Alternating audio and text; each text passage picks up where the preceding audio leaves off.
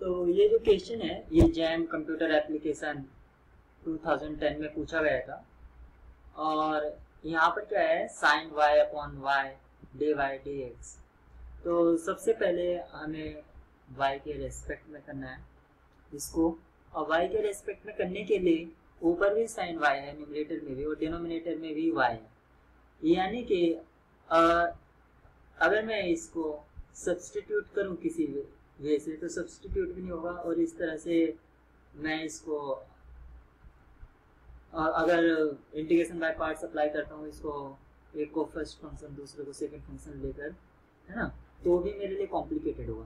तो इजी तो ये है कि इसका मैं ऑर्डर चेंज कर दूं, यानी कि पहले x के रेस्पेक्ट में करूं, तो ये जो पूरी टर्म है यानी कि जो इंटीग्रेंड फंक्शन है उसको मैं एज ए कांस्टेंट रीड करूंगा और x के रेस्पेक्ट में मैं इजीली इंटीग्रेट कर लूंगा क्योंकि ये एज ए कांस्टेंट वर्क करेगा। तो ये तो इसकी प्रोसीडिंग होगी, वो किस तरह से प्रोसीड करेंगे हम। लेकिन मैं आपको बता दूं सेम टाइप का जो क्वेश्चन था वो जैम और मैथमेटिकल स्टैटिक्स 2011 में पूछा गया था, क्वेश्चन नंबर 6 था वो। और उसमें जो पूछा गया था कि over D sine Y upon, sorry यहाँ पर था cos Y upon Y D X D Y, और डी जो था वो एक ट्रायंगल था जो बाउंडेड था हमारा y एक्सिस से और y equal to pi by 2 से और y इक्वल टू x, इन तीन लाइन से वो बाउंड था, ये जो हमारा डी रीजन था। तो यहाँ पर भी आप देख सकते हैं, यहाँ पर जो हमें गिवन है, हमें यहाँ पर कोस में यानी कि कोस y अपॉन y था, और जो हमारा आज का क्वेश्चन है वो साइन y अपॉन y था, और ऑलमोस्ट सारी चीजें सेम थी, सेम लेवल की थी, और ये जैम 2011 में पूछा गया था मैथमेटिकल स्टैट्स में। तो एक एनालिटिकल व्यू भी आपको मिल रहा है इस वीडियो से कि हाँ किस टाइप का क्वेश्चन दूसरे पेपर में पूछा गया था। तो अब मैं इस क्वेश्चन को सॉल्व करता हूँ, और सॉल्व करने के लिए मैंने आपको बता ही दिया कि सबसे पहले जब भी हम ऑर्डर ऑफ इंटीग्रेशन चेंज करते हैं तो हमें ज़रूरत होती है और रीजन ऑफ इंटीग्रेशन की या डोमेन ऑफ इंटीग्रेशन की। तो उसको सबसे पहले प्लॉट कर लेते हैं। तो मैंने अपनी प्रीवियस वीडियो में भी आपको बता रखा है कि जो वेरिएबल इंटीग्रेशन में इन्वॉल्व होता है वो दूसरे का लिमिट होता है, यानी कि y का लिमिट है। तो y की जो लिमिट है वो y equal to X to कहाँ से कहाँ तक जा रही है, y equal to pi by 2 यहाँ तक जा रही है, और x की जो लिमिट है वो 0 से पाई बाई 2। तो ये इसको हम वेरिएबल लिमिट बोल देते हैं, वेरिएबल लिमिट, और इसको हम एज ए कांस्टेंट लिमिट बोल देते हैं क्योंकि दोनों कांस्टेंट होता है, इसमें एक वेरिएबल होता है। तो सबसे पहले इन दोनों लिमिट से, यानी कि जो x के रेस्पेक्टिव लिमिट हैं और y के रेस्पेक्टिव लिमिट्स हैं, इसकी हेल्प से हम रीजन ऑफ इंटीग्रेशन प्लॉट कर लेते हैं। तो ये अगर मेरा एक्स वाई कोऑर्डिनेट सिस्टम है तो सबसे पहले y इक्वल टू एक्स, जो मेरा ये लाइन होगा y इक्वल टू एक्स, और y equal to pi by 2, y equal to pi by 2 मेरा ये लाइन होगा। तो ये दोनों कर्व हो गए, और जो मेरी कांस्टेंट लिमिट है वो x equal to 0, x equal to 0 मेरी ये लाइन हो गई, और x equal to pi by 2, क्योंकि इस वाली लाइन पर x और y दोनों सेम है। अगर ये y है तो यहाँ पर x भी आपका पाई बाई 2।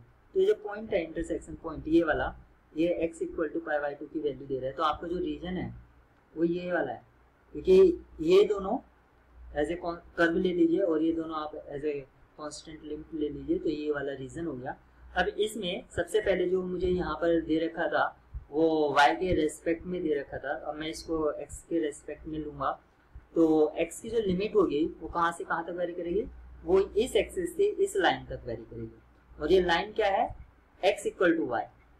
यानी कि अगर मैं इस तरह से एक स्ट्रेट इसका कंसीडर करता हूँ तो जो मेरी न्यू लिमिट्स होंगी वो किस तरह से होगी, x इक्वल टू ये वाली, यानी कि जो मेरी न्यू लिमिट्स होगी वो होगी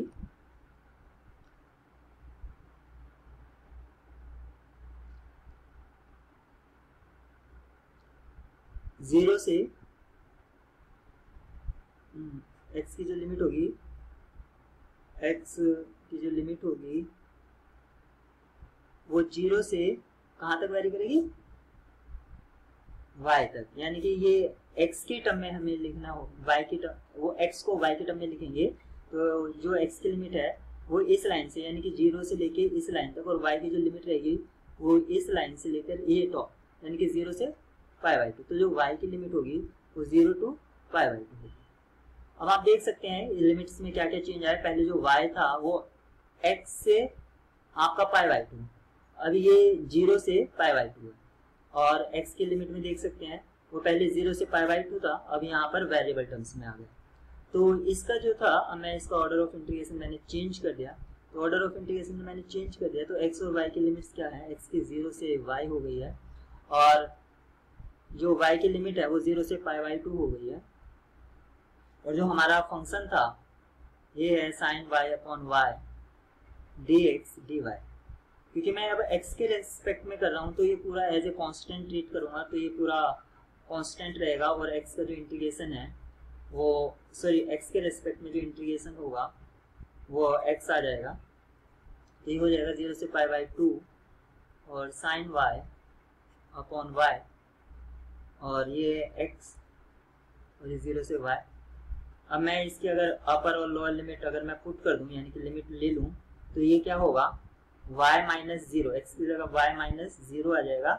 तो y माइनस 0 मतलब ओनली y, तो ये इससे ही पूरा कैंसिल आउट हो जाएगा। तो अब जो मेरा फाइनल टर्म बचेगा वो 0 से π/2 sin y upon y, sorry ये तो नीचे तो कैंसिल आउट हो गया, dy, और साइन का जो मेरा इंटीग्रेशन होगा वो होगा माइनस cos y, और इसकी जो लिमिट है वो 0 से π/2 है।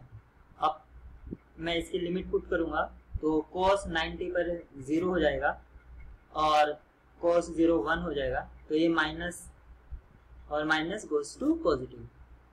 तो इसका जो है पॉजिटिव 1 वैल्यू होगा, और जो हमारा मैंने बताया था एनालिटिकल व्यू से, इसका भी जो आंसर था अगर आप देखेंगे प्रीवियस वीडियो में देख सकते हैं, उसका लिंक मैं डिस्क्रिप्शन में दे दूंगा, उसका भी आंसर 1 था।